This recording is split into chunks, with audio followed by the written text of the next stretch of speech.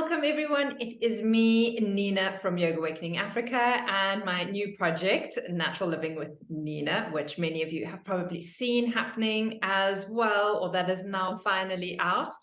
But today I am delighted that I get to chat to Pooja.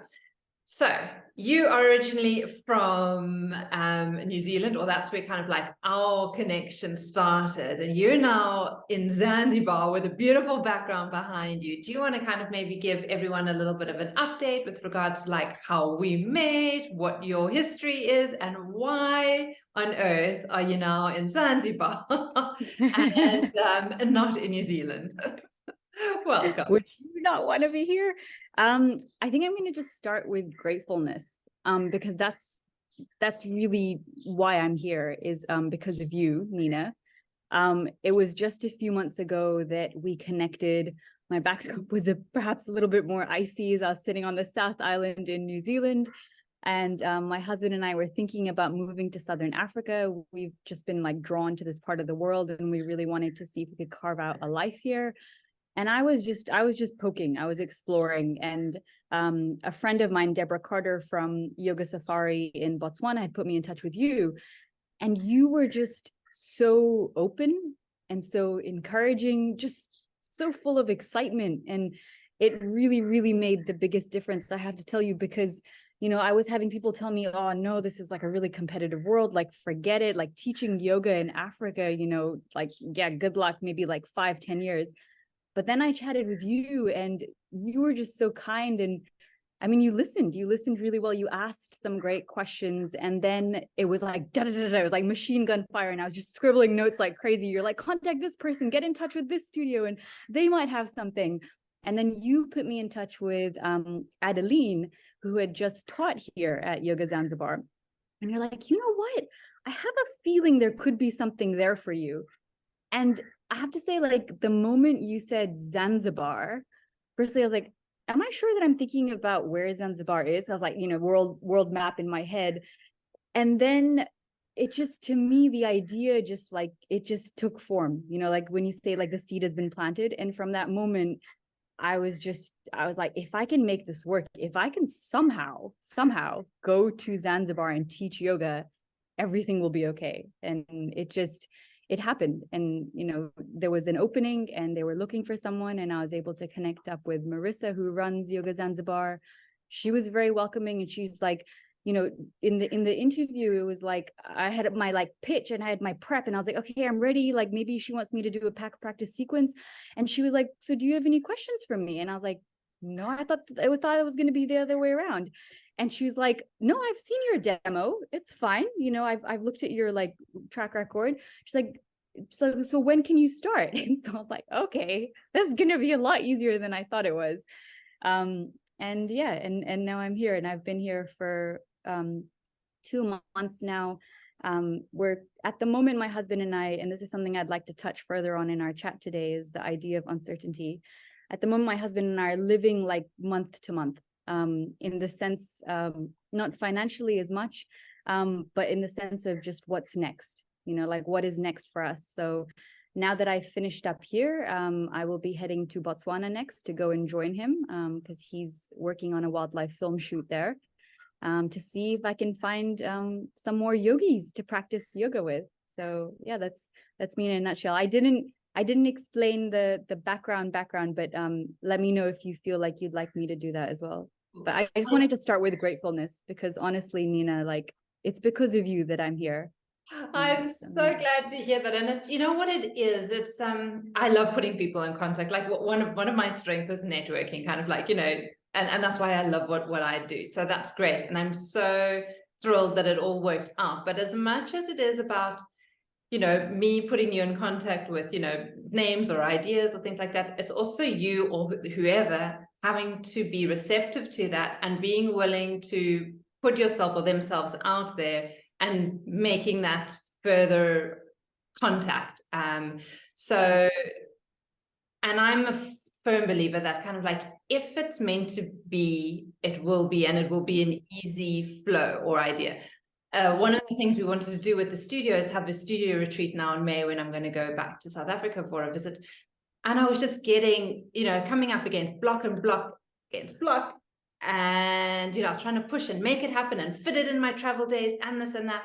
And in the end, I just thought, no, let me just step back and actually let's just reassess. And kind of, I think when we do that, when we step back and we don't feel we need to force something, things can flow a lot more easier. And I think what you also say is, sometimes we just need to speak to that person who's a little positive, because often people will say,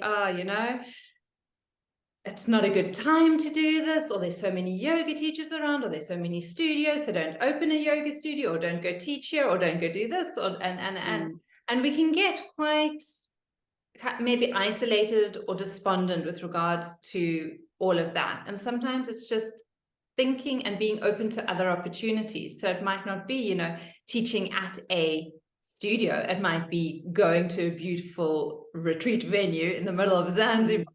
And that's what the next step looks like. So it's being open to diversity and options and not being in that fixed mindset space. And I think probably you also, as a yogi knows that it's from probably, being in society where everything is so fixed, and then having kind of like this mindset where, okay, like, can I be a little bit more flexible with how my life or you and your husband's life is going? And can, like you were saying, can you be comfortable in that uncertainty? So do you want to speak to that a little with regards to life and uncertainty? And granted, it probably is a little easier for you guys because you don't have kids. Of course. So having that freedom is a little easier. But yeah, how about having a little chat with that and the lessons that you've learned with regards to uncertainty? Absolutely. We don't have any kids yet. So that's actually part of our ambitious plan. We're like, we'll set up home base in Africa and then we'll start a family. So watch this space. And I think we're hoping to keep alive that beauty of kind of flowing in that space of uncertainty with us. But yeah, please check back in with me when I'm in that situation. So being in limbo is hard. And I think that it's perhaps one of the hardest states for us to live in these periods of uncertainty. I think also the culture that many of us have grown up in kind of emphasize the importance of knowing, like having a path that you can walk down and then taking one step in front of the other, and then you're always knowing what you're stepping towards and what you're stepping away from, and to step forward is good and to step back is bad. And it's a very like linear path. Whereas to be in this like fluid state of unknownness is just a really big challenge for us. But we can learn a lot about uncertainty and how to deal with it better by looking at our brains. So I'm no expert. And if you wanted to learn more about this, I'd really recommend looking at the work of Martha Beck. She's a Harvard-trained sociologist. She's just incredible mind, and she's able to basically put things that are very complex into very simple language. And what Martha says on this topic is that she's like, the first step is to acknowledge the uncertainty. So if there's uncertainty in your life, like for me, it was to say, we knew we wanted to move to Africa, but that was it. We didn't know how, we didn't know when, we didn't know where exactly. When we would chatted, I remember I was saying to you, you were like, we're in Africa. It's kind of a big place. I know. And I was like, email. I was like, we're moving to Southern Africa. I'm like, Southern Africa, that is like South Africa, Namibia, but like, where exactly in Southern Africa are you thinking you want to? Hey, you came in when we'd already looked at Southern Africa. Before that, it was just Africa. We're like, yeah, it's just the continent, So no, for sure. But that's all that we knew, because we had like, we manifested this vision. We had a vision board, we had images on there, and what just kept coming up was Africa, the bush, simple living, being very, very close to nature, pursuing things that we both loved, but we didn't know how. Like, there were no jobs that we were specifically seeking. It was just, this was the place, the environment that we wanted to be in. So the first step would be to acknowledge that uncertainty. Is to say that I don't know. I don't know. I don't know. I don't know. I don't know. And what's interesting is that if you meditate on that enough, you get to a place where you realize you never know. You never actually know. And there's this quote that I wanted to share with you by Pema Chodron, who's a Tibetan Buddhist monk, where she says, what happens to you for the rest of today is as unknown as the moment of your death. And but we don't live life like this. For us, every moment, every day, every month is scheduled. It's in our calendar. We know what's going to happen. And if someone tells you you don't know, you almost take that as an offense. You're like, what do you mean? Of course I know. But really, we don't know. It is unknown. So the first step is to acknowledge that uncertainty. And the second step is, I guess, once you acknowledge it, you can then step into it with a little bit less fear. And that's where the right and the left side of the brain come in. So again, I'm no expert, but the left side of the brain, as I best understand it, is the side of your brain that is controlling, is analyzing, is logical, is incredibly rational. And it's kind of the impetus for the left side is fear, and the aim is control. So it doesn't like uncertainty. It goes crazy when it's dealt with uncertainty. It tries to rationalize, make pros and cons lists. It's like, no, I must know. I must control this unknown. Whereas the right side of the brain is more to do with wonder, and it is stimulated by curiosity, awe, music, dance, movement, things that are more fluid and less, I guess, constrained, less able to be put into a box. And when we acknowledge and then step into that uncertainty, we then give ourselves the opportunity to trigger. So we have to actively trigger the right side of our brain to kick in, because we know that we're very deep in our left side. We need the right side to help us out a bit so that it can be in balance. And we can do that through so many things. So for me, I actually feel like yoga is a big part of triggering the right side of my brain. Being in places like this, natural spaces where I get to just morning walk. I walk from home to work. I walk down the beach and I see like 5 different things I've never seen before, like cool crabs that have come out during the night, or like a sea urchin or a sea star. Curiosity, wonder immediately. And when we have the two sides of the brain working in unison, we're able to make decisions that are far more in line with kind of where we really want to go in life, like our actual path, without so much so acting out of fear and the need to control. Because really, like, reality is this like big open space of the unknown. And when we come back to our center, we're then able to manifest the exact reality that we need. But that reality is unknown, and we have to be humble to that. And then we can make a space for it. And I think a big thing that you also allude to with regards to, the right and the left brain, I love, how you're saying also how they come into balance, but that most of us aren't actually maybe accessing that space of curiosity and wonder. And I think that's where a practice of like where you creating a vision board for yourself. And it's not about like goals that you've got planned for the next 3 months or the next 6 months or the next year, but actually your vision kind of like in the future. And what does that look like? What could that look like? And not needing to know how you're going to get there, not needing to know how you're going to, go live on the catamaran and in the ocean, or how whatever the big dreams are.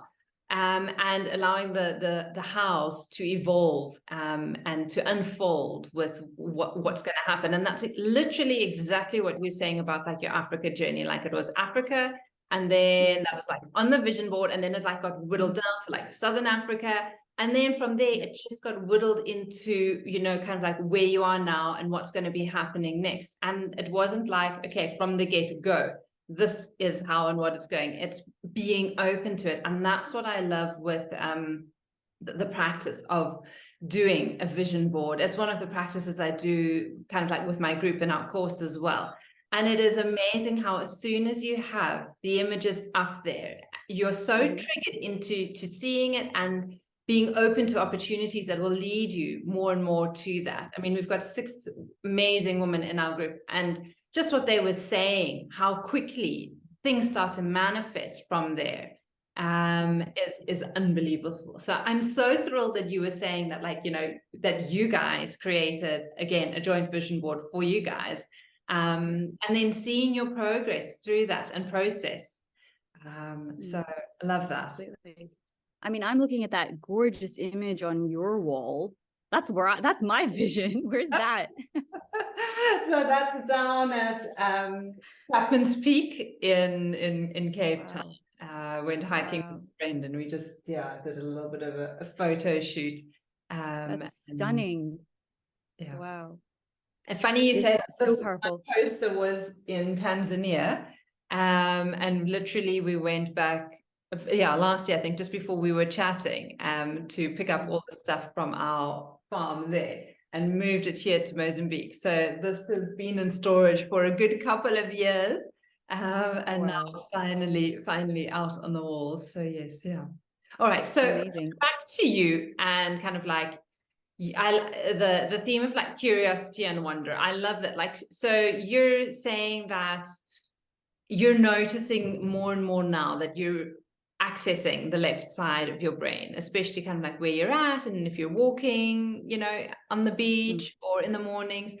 How can suburbia mom who's got her 3 kids or whatnot kind of like just pause and take time to like get into that space? What would be like your top 3, top 5 tips or ideas for someone like that? Or busy working mom? Or not even mom, just busy working woman. Just regular human these days. Yeah. Yes. That's a great question. I think one of the things that's really helped me is to make time and space for being in nature.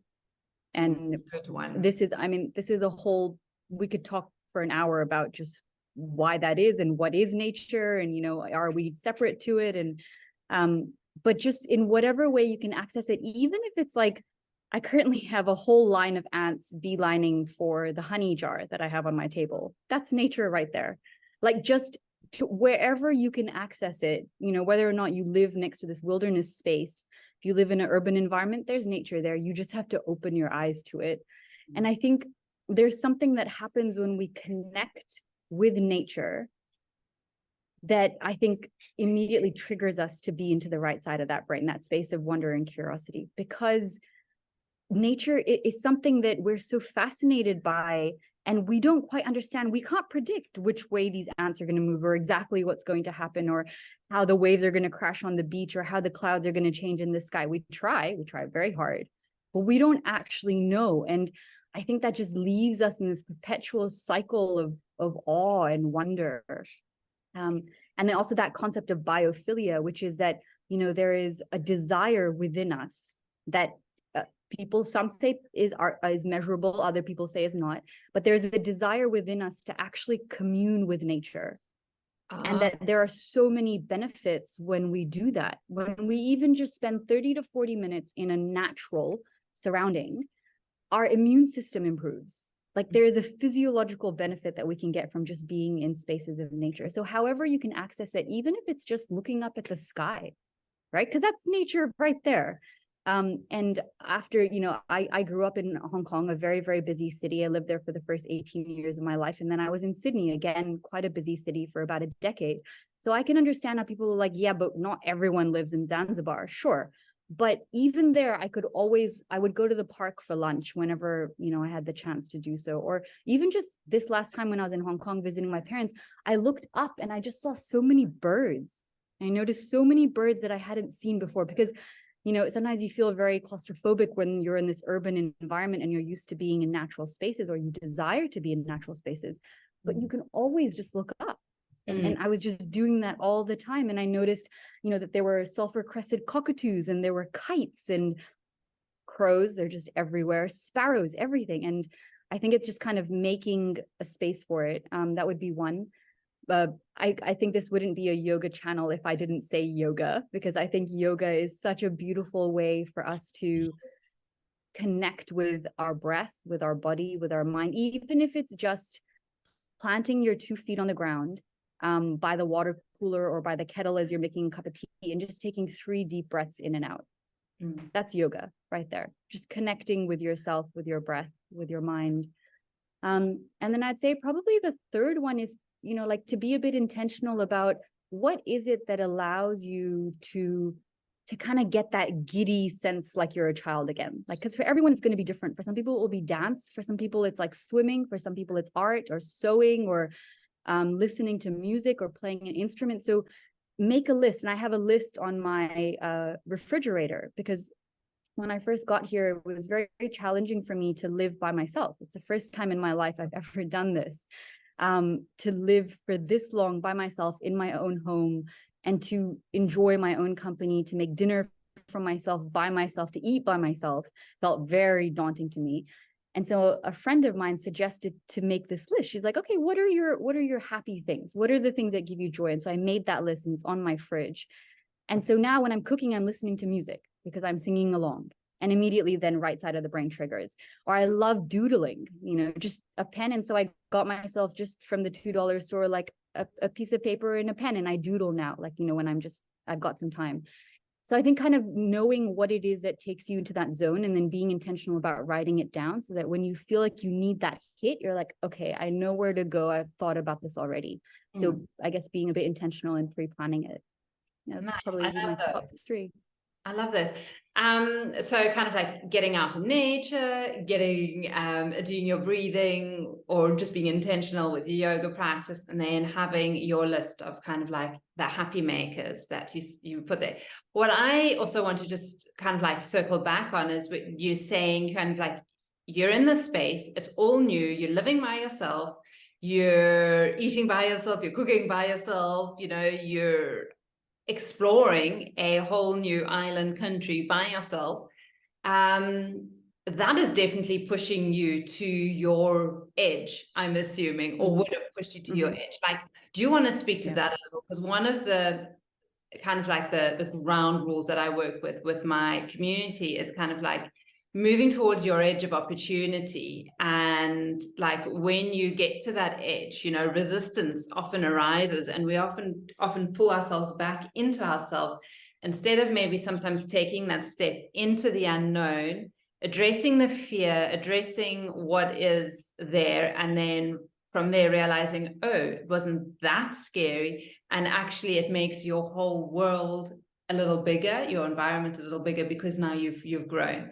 So do you want to maybe speak to that a little with regards to how that came for you, moving towards this edge, and what that looks like, and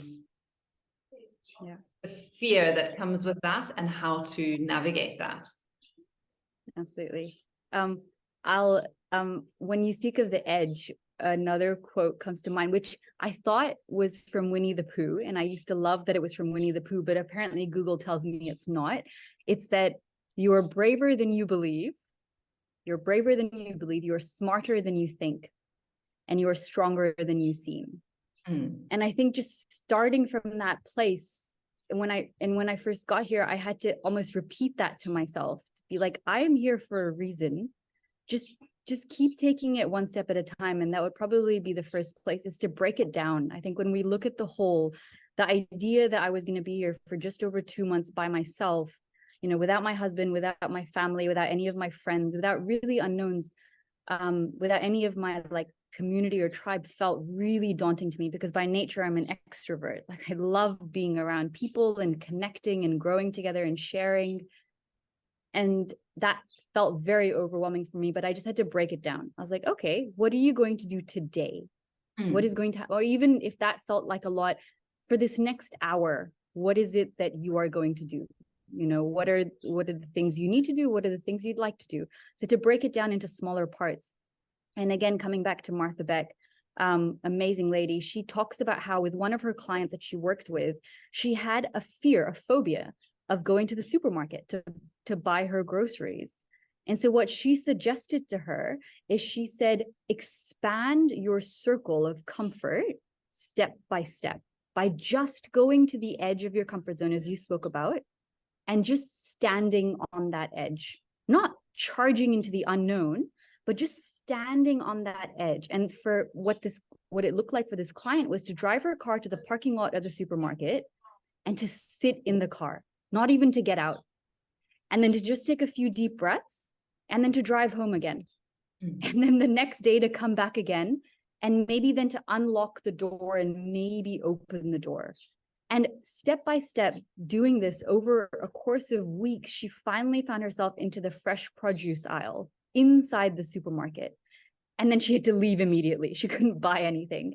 And it just was breaking it down bit by bit. And what Martha was talking about is that the science supports that when we do this, we're doing it with compassion and with love. So we're not being critical and judgmental of why that fear exists. We're saying, it's okay. I'm with you.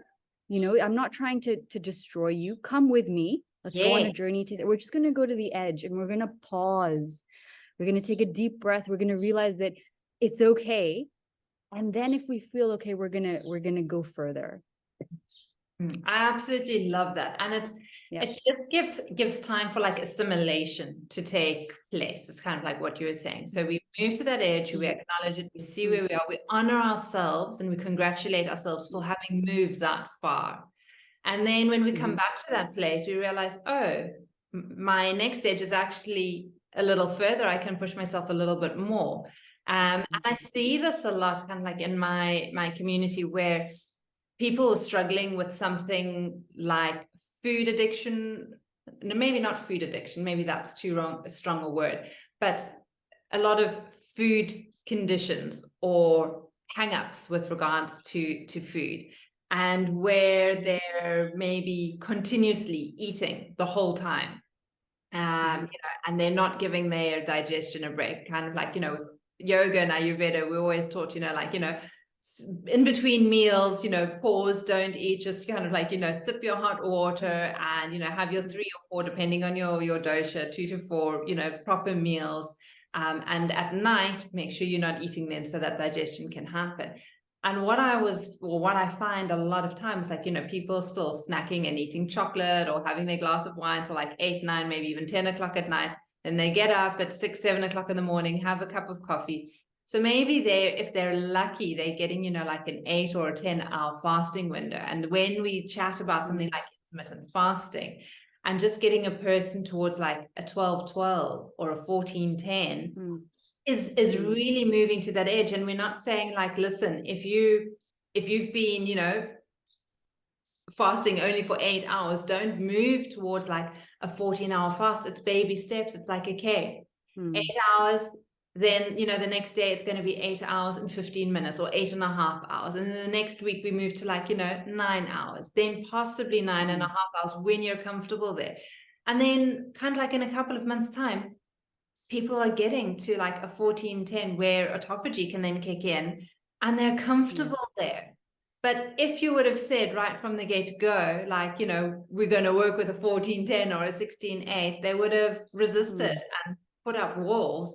But because it's these small little incremental steps, like you were talking about in your story with the shopping, which I love as well, it makes it so much more manageable and relatable.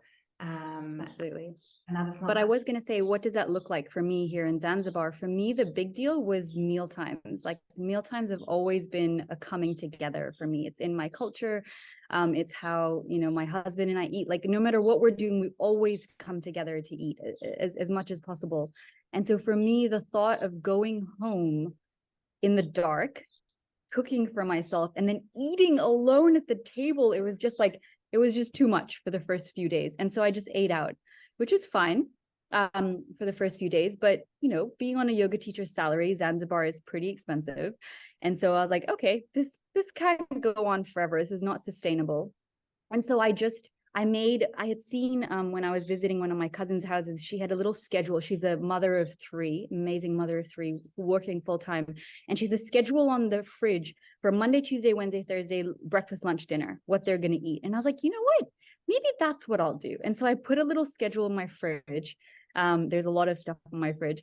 And then I was like, okay, what am I going to have? What can I look forward to for dinner on Tuesday night? And it was just like an idea. It's like, what are some ingredients that I can buy around here? Because luckily I do enjoy cooking. And I was like, okay, chickpeas. And I was like, and there's tomatoes. Okay, I can make myself a chickpea curry with rice. And I just wrote that down. So intent and just a very simple step. And then I was like, what is something else that I can do to make this space feel more inviting and more comfortable? You know, not just like I'm trying to tick a box and quickly eat my meal and then go to sleep so I don't have to think about that again. How can I make this more enjoyable? And so I bought myself a beautiful little candle holder, just a clay one, and a candle. So I would light a candle at the table. So it was like I was taking myself out for a meal, you know, at home. And just these little steps, and then I would play some soothing music. It just helped me feel like I could be in this space that was uncomfortable for me, but it just kind of, I guess, zhuzhed it up a bit, such that I felt like, okay, I am intending to be here by myself. And then it didn't feel like I was trying to run away from this thing. It just felt like I was just taking it one step at a time. And then before I knew it, I was like getting really excited about different meals that I could make by myself. So then my chart started just getting filled up. I was like, oh, for breakfast, I can have this. And there's mangoes here, and the fruits, the fresh fruits here are incredible. Mangoes and pineapples and passion fruits. And I was just making all these beautiful lists, avocados. And just before I knew it, I had like a whole week's meal plan. And then it wasn't as big a deal that I was eating by myself at home, because I was so looking forward to this thing that I was going to make. So I think it was just about really just breaking it down for me. Oh, and also a book that I'd really, really recommend that greatly helped me is called The Art of Frugal Hedonism. And that book is about how to spend less while enjoying everything more. So it's written by these two Australians with a great sense of humor. And it really helped me, because it just kind of broke down, how can you enjoy simply, but enjoy just as fully, if not more fully. And what would, from that book, what like one tip or takeaway was like your favorite, or just pops into mind? I think living with more mindfulness, you know, so they were like, if you're eating something that you're really excited about, like actually closing your eyes, like savoring that flavor in your mouth and making it last longer, so that, you know, our receptors in our body and our brain can really be like, this is so nice. And then rewarding yourself as well was another tip. So I set myself the challenge of eating at home breakfast, lunch, and dinner for 3 days in a row. And again, that to me felt so daunting. So I did the Martha Beck trick. I was like, I'm just going to do 1 day and see how that feels. Forget about day 2 and 3. I'll just do 1 day. And what they recommend is that when you're doing a challenge like that, treat yourself in the middle when you're about halfway, so that your reward centers are like, okay, there's something in this for me. This isn't just all pain. And so on day 2, I took myself out for a fresh juice at one of the local cafes. And because I knew that that was the only thing that I could eat or drink out for 3 days, I enjoyed that experience so much more, Nina, than any other juice I've had out here in the past or any other meal, because I was so intentional about it. I picked the spot. I went right by the beach. The sun was setting. The light was magical. And I had this beautiful coconut mango smoothie, and it was just heaven. And I drank each sip so slowly to make it last as long as possible. So I think it's about being more mindful, being more intentional. And I love that, you know, kind of like that it has meaning. And I think when we give something meaning, it really lights it up, and it can work positively and negatively. And I think that is, I think, where a lot of people get caught up. Like they give maybe the negative stories in their head like a lot of meaning, like what you could have done, like you could have gotten there, you could have been upset, and you could have dwelled on that and given that meaning, like, oh, I don't like, you know, eating by myself, and it, you know, and not actually taken action towards things that you could change to shift. And what it sounds like is like that's exactly what you did. It was hard. It was moving to the edge of opportunity, seeing there. But then you also gave like stuff meaning, like getting the candle, you know, that was meaningful. Putting music on, that was meaningful. So you were triggered by the positive meaningfulness that was happening in your space. You were giving yourself the reward of something really meaningful. Having that, you could really enjoy it and experience it fully. And this is what I'm so excited now about. Like, I've got my veg curry that's been done and the rice sitting there, and I can't wait to like bring my awareness to like eating that more meaningful now after our conversation, and really savoring, like, you know, the flavors and the taste with what we're doing, because we just do sometimes need these reminders from others that all the answers are actually there already. It's just doing it with a bit more purposefully, and like you're saying, with that meaning. And I think that's maybe the big takeaway with our conversation that I'm picking up is like, you know, whatever you put meaning on in a positive light, that is really what's going to expand. And if you give those negative down thoughts, you know, aspects of your life, meaning that's what's going to expand and grow. And which way do you want to go? Because it's your life, it's the same life. You can choose which road to go down. Where your attention goes, your life goes, right? Where Boyd, I think Boyd Varty says that, he's like, where your attention goes, your life goes. And it's like, where do you want your life to go? Absolutely. And when you were just talking about just now about meaning, it kind of, I guess the word that came to mind is ritual.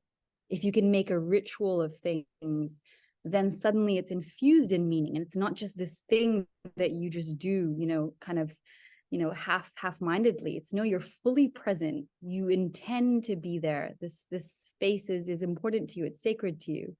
I just also wanted to share with you just some insights that have come from not just the experience of me being here and living in, you know, uncertainty and like coming up with my meal plans, which, I mean, for so many listening in, like that's such a trivial challenge, but it's quite funny how for me it was such a big deal. But what I wanted to share was what I've learned from like the culture and the people of being here, of being in this place called Zanzibar. It's the first time I've come to Tanzania.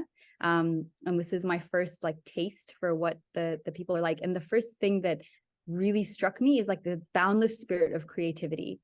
Like there is just, you know, there is an abundance of stuff here, but not the stuff that we would be used to back home. Like, for example, this morning the water was out, you know, and it was just out. And this happens quite regularly, or the electricity goes out and people don't even bat an eyelash. It's like, yeah, so what?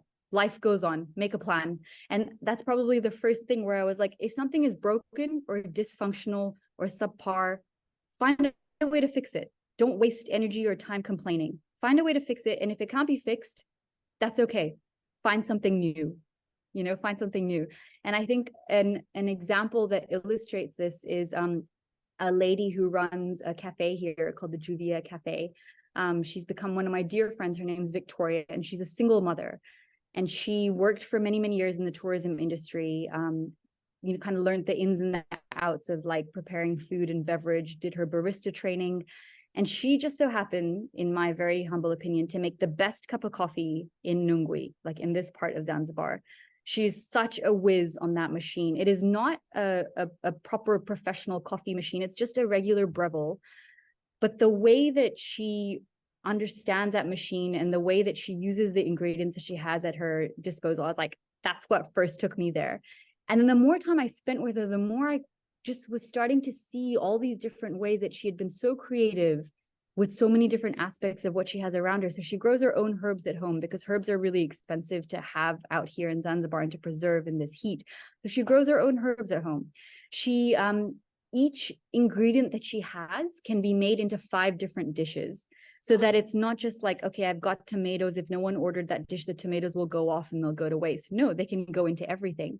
She only buys certain ingredients when people order them. So for example, the other day I was there and I was like, I'd like a ginger coffee. And she's like, hold 1 minute. And she goes to the market, gets her ginger, and then comes back in. Her roof is made of, as many roofs are here, of the coconut palms, like the makuti. So it's fully compostable, fully recyclable, with the idea that, you know, if there's a severe weather event, it will get broken and then it just gets remade. And just seeing like her build something out of nothing. She has a metal kind of shed that she uses as her cafe. It's the tiniest thing, but she has made it her own by painting it bright yellow. And that's also what caught my eye when I was walking past. I was like, what is this very bright, cheery looking place? And she might not have, she said this herself. She's like, I don't think I can increase the prices of my food because I don't have a bathroom or Wi-Fi. I was like, Victoria, you have you. Her presence in that cafe is like larger than life. She has the most radiant smile. And so she makes up for whatever facility she can't give with her time and her attention. She chats with everyone that comes through that cafe. And for that reason, she's so open-minded and curious. She's just a repository for knowledge. Like she now has knowledge from all over the world and shares herself, her own experiences from living in Arusha, living in Zanzibar. So kind of making up sometimes for the material shortfalls by our energy and our presence and just giving people time.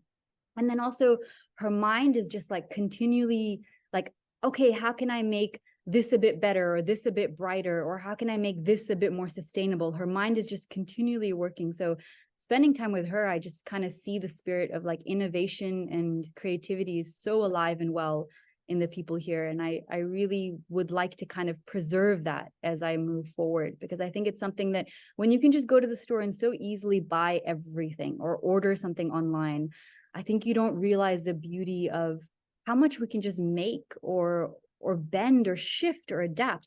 There's a garden outside where I live, and they have used an old toilet seat to plant a tree. There is a tree growing out of a toilet seat. I was like, that's recycling for you, you know? Yeah, yeah. And I mean, you see this kind of like all over Africa and whatnot, kind of like when you're traveling, you know, how innovative people have become and how, you know, there is so much creativity out there. And it's so lovely to have experienced, you know, the stories and the activities that you have, because that is going to be able to stay with you for your lifetime. And whenever you are in those moments of strain or struggle, or I don't quite want to say darkness, but we all kind of like go into those zones. It's like those are lovely stories that you can draw on to kind of like lift you up. And again, like, you know, they're lovely conversation starters. And that's like a big thing, I think, that you were alluding to, you know, with regards to teaching in Zanzibar as well. It's like being part of a community, joining a community, being with like-minded people. You know, with yoga, when we're teaching yoga, it is a like-minded, you know, people are coming there for the same reason and purpose. And you also saying, you know, with those who were coming and who you were teaching, you know, you went so much deeper than just like the physical aspects of yoga. Like you were getting to know them on another level. And, you know, opening up and being, you know, them being vulnerable with you, you being vulnerable with them, sharing life stories. And when we do that communion, when we have that Sangha, that is, I think, what really connects people so deeply to each other. And I love that. So do you want to speak to that before we wrap up? Because I think we've been speaking for ages and I'm loving it. And we're so good. And we're definitely going to have to do another one at some stage.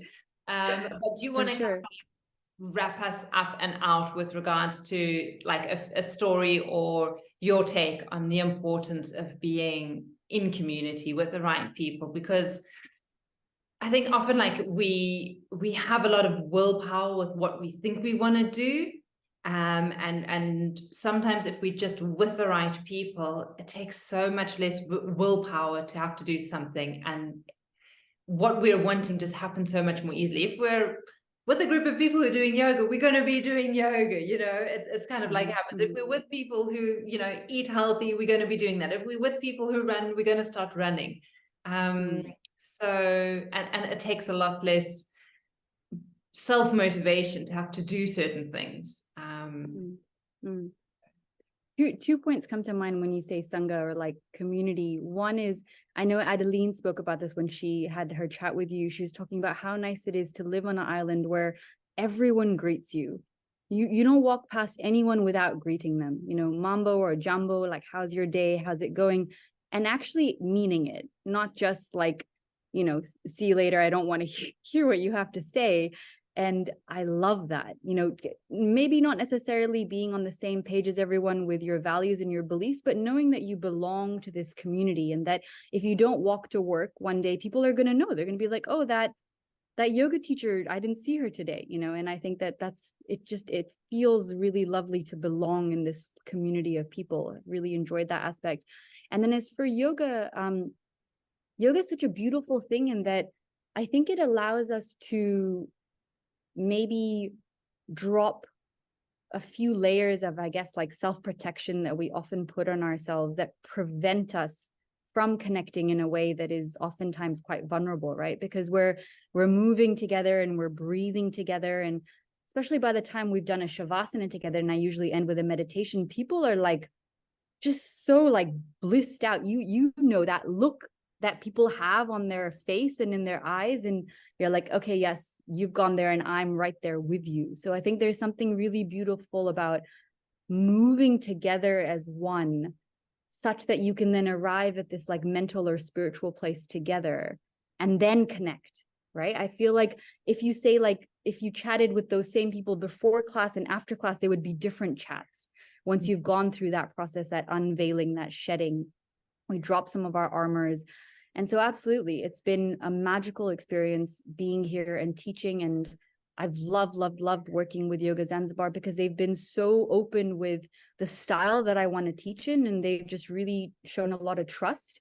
And so because they've shown that trust, I want to give them the best I can. And just this space here has been a space of sharing and connecting and coming together with people from so many walks of life. And the more I chat with yogis from around the world, I realize that everyone has a story. Everyone has suffered challenges or gone through trauma. I don't think there's anyone that lives without some way, shape, or form of trauma that we are holding on to. And the more we can acknowledge it and connect with it, and if we feel okay, share it, the more we can feel that and then release and heal and then move forward in our journeys.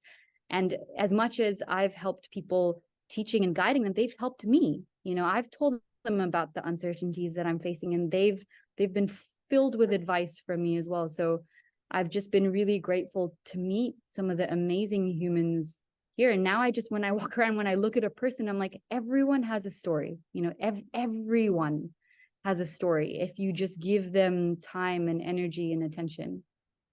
Oh, I love it. I love it, love it, love it. And I really, what's the word, like, congratulate you, take my hat off to you with regards to, like, you know, for you and your husband having a vision, taking it on board, not really knowing, you know, what's going to happen, stepping into that space of uncertainty, looking at those aspects that bring meaning and, you know, directing your attention to the positives with that, and being open to learning and growing and evolving, and, you know, also being happy and excited and prepared for the next step. And not realizing, you know, that it is the end of the book, like that the next chapter is now starting, and that it can, you know, it's going to be a follow on, a lead on from where it is, from where you've been. So thank you so much for chatting with me and for sharing. Thanks for making time. Yeah, absolutely. And thank you so much for making this happen for me. Like, I would not be sitting here if it wasn't for you and your energy and love and ability to bring people together from different parts of the world. It's an amazing gift. Oh, you are so welcome. I'm so glad that Thank you, Nina. Lots of love. See you.